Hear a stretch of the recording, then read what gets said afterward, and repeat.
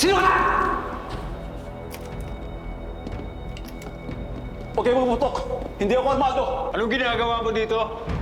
Sir, pinagre-report ako kay Mr. Spinelli. Ikaw ba yung pinapunta dito ni Vice? Yes, sir. Mauro Garcia po. Mauro Garcia. Babaan niyo mga baril niyo. Babaan niyo mga baril niyo.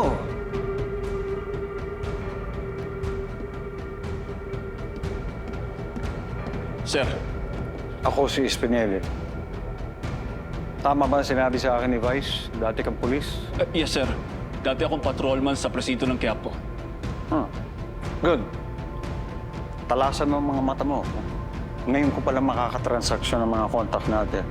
At hindi rin ako tiwala sa mga kasamahan ko dito. Makasama kita? Yes, sir.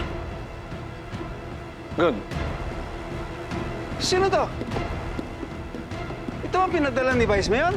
Mauro Garcia, Lucio, at ang Red Phoenix. Sir. Hongkong, yan na ba yun? Parang mukhang kapitsugin naman nata to. Huwag na nating isama yan. Mukhang pabigat lang sa atin to eh.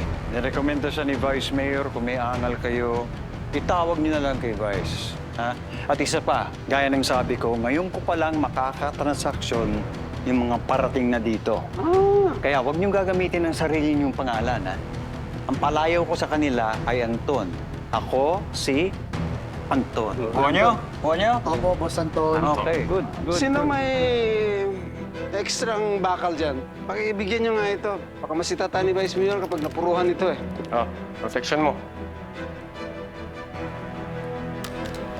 Huwag mong bibitawan yan dahil dyan nakasalalay ang buhay mo. Marunong ka ba gumamit niyan? Sige. Tara, dito tayo.